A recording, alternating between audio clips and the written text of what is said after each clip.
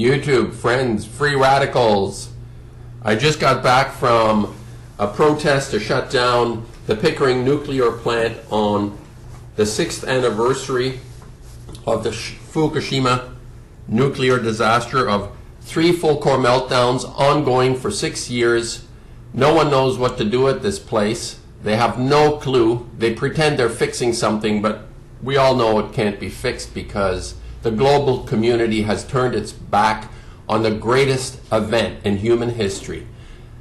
The destruction, or the potential destruction, of life on this planet. Life is at stake. We're in the fight for our lives. And I met up with some people today who understand the circumstances we're in, and we understand we are close to a nuclear plant, an aged nuclear plant which has been running for 47 years. It's almost 20 years beyond its life expectancy, and we're kind of twiddling our thumbs thinking everything is going to be fine. People are acting like nothing is really happening except for a hardcore grassroots bunch I met with. Fabulous people who understand, and I'm going to upload my videos. Unfortunately, it was really cold today. It was about minus 20 or 25, and wind chill even colder, I think, so which works out to be about minus 14, 15 Fahrenheit. I was talking centigrade, I'm in Canada.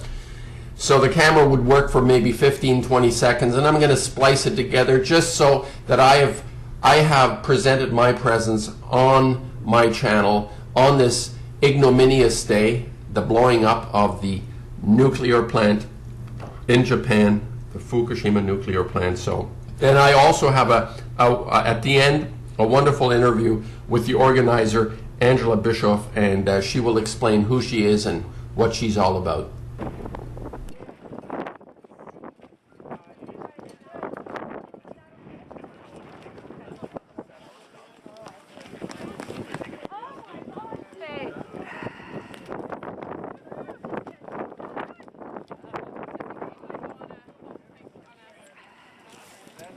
Yeah, I'm just watching it because I was taking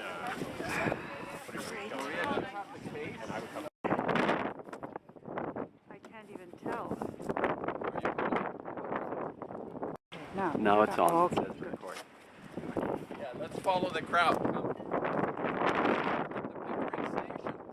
We're joining in protest. Follow me. following. Okay, you got the basic footage. Get the people in front of us. Okay, we're on the move. There you go. Look at that. A nuclear power plant with a windmill. Oh, I guess they need extra power. Look at that. There's a windmill there. Is that brilliant or what? Huh? What does that mean? Look at this. There's a guy with an elephant. The elephant's on his back. Wow. The elephants are out in force. And there is the station ahead. We're moving towards an area where we're going to speak. This is about the level of interest, people. A few more coming. There we go.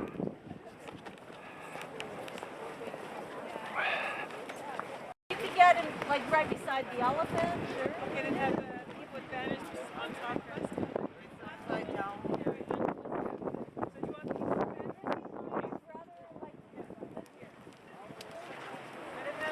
people advantage?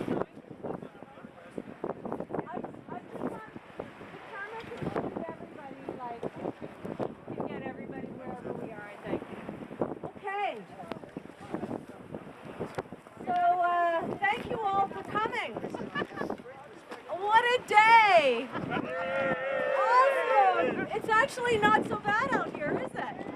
It felt way colder in the parking lot than it does here. True. And so many people wrote to say that they weren't going to come because of the temperature. Like, it would have been at least double. But yes, they all wimped out. But thank you all for your undying commitment and bravery, for sure. Okay, so what we're planning on doing today is I'll give you an overview of the agenda. We're going to talk about the elephants in the room with the Pickering Nuclear Station. We're going to talk about the dangers of the nuclear station in the midst of armed community. And we're going to recognize, this is one of the world's oldest and largest nuclear stations. It has 8 nuclear reactors. You can see each of those, that big dome there is one of 8 reactors. And sitting right out onto the lake, that peninsula there, is where 14,000 tons of high-level nuclear waste are stored right on the lake. Right on the lake. We have some leaflets that I'll distribute to you later. Make sure you don't leave without getting lots of literature. But this is an accident waiting to happen in the midst of millions of people. There are 2 million people that live, 2.2 million people that live within 30 kilometers of the station. It would never get permission to build one of the world's largest nuclear stations in the midst of a huge urban population. It's in the GTA. Nobody is insured in the case of an accident. Where would people go? So on top of it, we said 18. Shut it down. License expires. The elephant is very excited. Shut it down. Shut her down. Shut it down. In 2018. Okay, Sego Sewa Guego, Dianutsko Guano Yungits, Wagiskala Wagan, Nivagita Logan, Ganyakahaka, Niogo Jago, Carrie Jungits. Sigrid here, Sigrid Jungits. I'm Mohawk on my mother's side and Swedish on my father's side. Welcome. And through my mother and her mother, I'm Mohawk from Six Nations Grand River Territory as well. Sigrid and I are both cousins through our third great grandparents. And I was born and raised in Toronto. And my mom born in Hamilton, her mom born at 6. And oh goodness, if we only have a minute. Thank you for all coming here. Turtle Island, as we know, is its First Nations land all over the land. The Six Nations Confederacy. That would be the Cayuga, Onondaga, and Oneida, and the Tuscarora as well. So we have ancient... Got enough stored there, 12,000 warheads right there. Well, How about that? 14,000 tons of radioactive waste Make 12,000 right there. 12,000 warheads out of that, plutonium. I think we're in the fight for our lives. Humanity right now is in the fight for their lives. Fukushima is the example. The worst case scenario. Clean air for her The children, worst case for scenario. grandchildren. We want better, clean air. Thank We you. do not want to be exposed to radiation. Excellent. Water. Water. Yes, our precious water is sitting right on the lake, where 9 million people get their drinking water from this lake. Can you imagine that? Radioactive. If they were, we want the renewables revolution. And just keep talking and talking and talking and talking and talking. And walking. And walking? Yes. Just talk the talk, but walk the walk. Yes, bravo. Be noisy, and yes, talk about the elephants. Okay.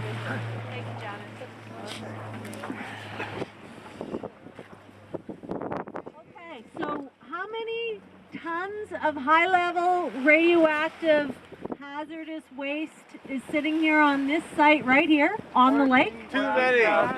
14,000 tons. 14,000 tons. But they are applying to build 3 and going into the lake.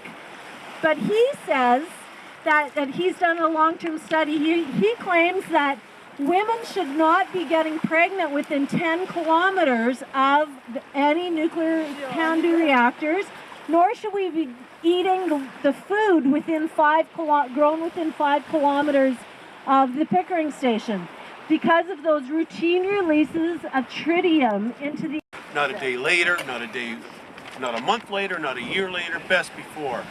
It's just a matter of time before an inevitable major catastrophe occurs at the now past due Pickering nuclear power plant. That will affect millions of Ontario residents. Why take these unnecessary risks? when cheaper, less harmful alternative energy production exists in Quebec water power, in Ontario wind and solar. These three alternative, less expensive. Here, here. All right. We're in Pickering after our get together with a great bunch of people. Actually, we had a great turnout today at the Pickering protest to shut down the Pickering nuclear plant on the 6th anniversary of Fukushima. We're at 3/11, 2017, 6 years after nuclear plant in Japan blew up and created havoc. The Pacific Ocean is obviously being affected. And our Pickering nuclear plant here is on a big body of water, supplying a lot of water to people. I should have the camera on you. Well, they can hear me. No, they can hear me, that's fine. And I am with Angela Bischoff, who is the director of the Clean Air Alliance of Ontario. Did I say that right? Outreach director. Outreach director, okay. The Ontario Clean Air Alliance. And Angela Bischoff is Soul of Conscience, who is totally committed to ridding not just Pickering, but all nuclear activity on the planet, which is probably the priority in humanity. Now, Angela, what I'd like to ask you, first of all, I really appreciate what you're doing and all the effort that you've made in order to get us over the hump. And can you just tell us where you got going with this, why you realized this was important, and the initiatives that you have started? Where does that come from, do you feel? Well, I think I know at least since high school I've been writing papers, and all through university I was very interested in environmental issues, and I was very engaged as an environmental activist. I've always identified as an environmental activist, from bicycling, urban issues, waste, to larger issues of air pollution, ozone depletion, climate change, and I've always been working on campaigns. This goes way back to high school. Back since the 80s. And I'm from Edmonton, land of the tar sands, so I was active in forestry issues and tar sands issues, and made my way to Toronto in 1999, and I didn't know anything about nuclear power because we don't have nukes in the West. Right. In fact, Ontario has 20 nukes. Quebec and Ontario. Has a nuke.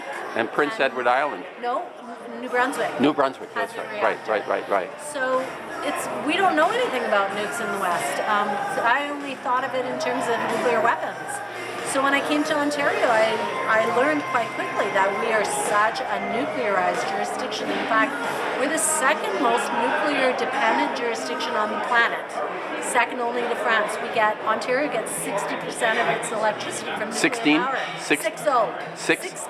Zero? Yeah. Really? That's huge. Yeah, so, with 20 reactors, and they're all old, it's a big environmental and human rights concern, because those stations all should be shut down and replaced with renewable energy. The whole world is going renewable. It's incumbent on us, especially in the era of climate change, to go renewable. And the organization, the Ontario Clean Air Alliance, how I knew of them around the turn of the century is they were campaigning to close Ontario's 5 dirty coal stations. So we had 5 of the largest stations in North America, Nanticoke on Lake Erie, and we campaigned to close those coal stations and won. And this was an amazing grassroots initiative by environmental activists like me, campaigning to shut down all of the coal plants, and we got a quarter of our electricity from coal. This is one of the great environmental success stories in North America. And now the rest of the world is following Ontario's lead and starting to phase out coal. In a climate era, we've got to phase out all the fossil fuels. But then what is that? So that means, most nations are going renewable, because most nations do not rely on nuclear power. The smart people. Like Italy and Switzerland or Germany now has decided to shut them all down, That's right? They're going renewable. Right. Well, especially post-Fukushima. It brings us back to the Fukushima theme. 6 years ago today, we had our worst industrial accident ever, 3 nuclear meltdowns in Fukushima, Japan. And that radioactivity is still spreading through the food chain and through the Pacific It's Ocean. ongoing every day. It's ongoing. Every day. There is no off switch on this. It's going, and they're not doing anything to cap it or whatever. They're trying. They're trying. Do you think they're trying? Do you think they're actually? Of course. There are thousands of workers on the Fukushima site every day, putting themselves at huge risk. I hear the Yakuza is the Yakuza. The crime outfit over there are hiring or finding the people to work there because who the hell would want to go there, right? It's like weird situations to work there. It's tragic actually what's going on, how they're trying to, and whatever plan they have, who knows? Who knows? I mean, suffering. There's still close to 100,000 people that have not been able to return to their homes, and now they're forcing people to return back to their homes. And there's like wild boars foraging through the towns. These are completely abandoned. And they want to get people back in. Towns. They're taking away people's monthly subsidies to live elsewhere. They're now saying no more subsidies. You have to move back home. It's insane. It's insane. It's crazy. It's crazy. And why would we even consider risking a Fukushima accident in the midst of huge urban populations? Pickering, the Durham region, Darlington. Right. The Bruce nuclear station. We're starting to rebuild all of our aging nuclear reactors. Of the 18 working reactors, we're rebuilding 10 of them and locking us in for another 40 years. It's insane while the rest of the world goes renewable, and the prices for renewable energy are nosediving, and the prices for nuclear power are skyrocketing. Cheap and clean, huh? Yes. Now, okay, what's interesting for me though is like you're a local, you're active on a very local level, which is very interesting to me because people have a lot of resistance about being involved, and I'm sure that when you organize events now, today I think was really quite wonderful. You figure there were about 40 people that came out, so that's cold. And it was freezing. You were warm as anything. You were hopping around. You were fine. Yeah, whatever. I don't know how, but everybody else was suffering. Oh, I feel so bad. Angela's in shape. Anyway. What I find quite often is that, especially with my contacts, people that I have on YouTube, is that there is a sort of there is a hump we need to get over to become active. Like there is something.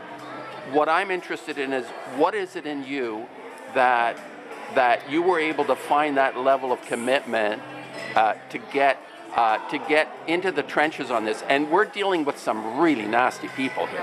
We're not, right? And I'm wondering to what extent you might have even been targeted on stepping out there, right? Because I think this is an issue that most people actually are afraid of, which is why they don't want to have their name. I heard somebody was on the camera today and they didn't want their name mentioned. Okay, it does take a lot of courage to stick your neck out. It takes so much courage, and I've seen it. I've seen activists burn out, but I've also seen the results of my work bear fruit. So I've seen that from the beginning of that question. Okay. I will start. Yes, what got you over the hump in terms of your activism? Because it is a struggle. It is a struggle when you step into this, right? It does feel like a real David and Goliath battle, especially taking on the nuclear industry. But hey, we took on the coal industry in Ontario and we won. And they're Not big. For the whole world, yeah. But for Ontario. That was a David and Goliath battle. Right. And when we first announced it back in 1997, calling for 100% coal phase out, people thought we were totally crazy. I wasn't involved at that point, but the environmental community thought that Jack Gibbons of the Clean Air Alliance was crazy to call for that. And they were saying, oh, you should ask for 50%, and they were debating what he should be calling for, but he called for 100% and he won. And he kept the industry's feet to the fire. So I've seen what individuals can do, and in my own life I've seen massive shifts in, just in terms of, like when I started bicycling to work and campaigning for bicycles' rights in the late 80s, there was no such thing as bicycle rights. We didn't know that we could advocate for bike lanes. And now Edmonton and Toronto, Montreal and Vancouver, all cities around the world are creating, hundreds of kilometers of bicycle lanes for cyclists, bicycle facilities, parking.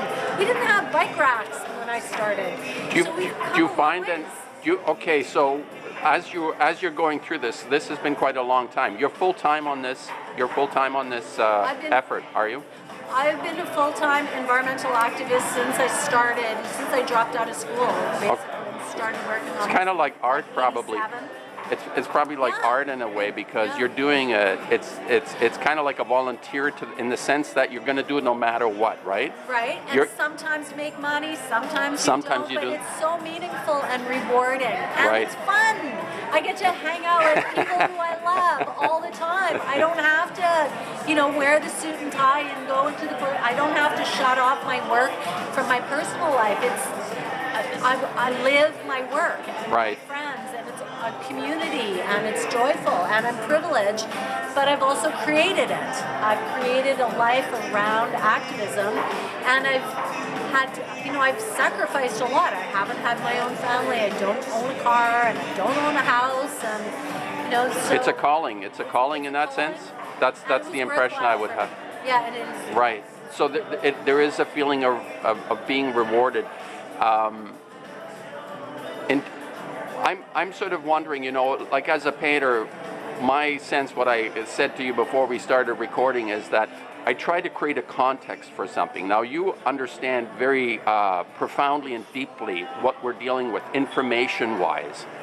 But what I'm struggling with personally, I don't know if you've come across this, is somehow, how is it that I sort of feel inspiration, like I'm inspired by my teachers and my extended family. If I look at artists, there's different artists that I really like that get me going. My motors are going. Are there people that do it for you? Is there some sort of a resource that you feel that gives you the strength to do this? Because it's a thankless job to go up against the worst bunch that ever existed on this planet. They outstrip Hannibal and Hannibal Lecter and the whole lot, right? Like the barbarians. So we're not tiddlywinking here. This is like, where's the strength coming from? Well, where is that? Partly I am clear that I'm not attached to the results. Like, I would say most of the campaigns I've jumped into, I haven't won, or certainly not immediately. It's the process. It's shifting the culture. They might not pass the motion this time, like just last year we tried to get Toronto City Council to pass a motion to call for the closing of Pickering in 2018 when its license expires, to protect the citizens of Toronto. We lost the vote just by a couple of votes. But I don't think of that as a failure. That was just part of the entire process of educating the public, of educating the council. I'm in it for the long haul. And I win some and I lose some. Right. And overall I see a shift in culture, but also the community of people that I'm working with, my colleagues, the people that came to the rally today, they're my friends, they're my inspiration. There's hundreds of us that are on email every day sharing information from around the world. There's a huge network of people that I work with. I never feel alone. Yeah. I have my role and part of a much larger movement. I had a sense that the people that were there were the true meaning of grassroots, that feeling of a real person. People that are really, they do it like I say, the volunteers, people that don't have anything other than their calling. They need to do this kind of thing, right? There is, that kind of feeling. Well, they have integrity. They're not protecting, their jobs. They don't work for OPG. They're concerned about their kids. They're concerned about the environment. They're concerned about the water. They are real people, and they are really concerned. And there's good reason to be concerned, because we've all seen what has happened in Fukushima and in Chernobyl, and we don't want that to happen here. So we need to multiply this somehow. We need to get more people. There has to be a critical mass of some kind. 8,300 people. The bulk, maybe 90%, live in the Durham region, have signed the closed Pickering petition. 8,300 people have signed the petition. Okay. And that's just out of how many? Out of the population, there's hundreds of thousands of people that live in the region. Okay, but 80. So we're building. Okay.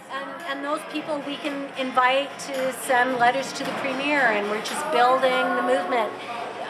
We'll send them the video of the action today. There's a saying, though, about that number, is that I think for each voice, there are 1,000 people they represent 1,000 silent people Yeah, or yeah, something like that, right? So 8,300 would be like 83,000 or whatever, right? We're constantly getting letters sent to the premier, videos. We're, you know, working Fabulous. within all the parties. We're at the legislature.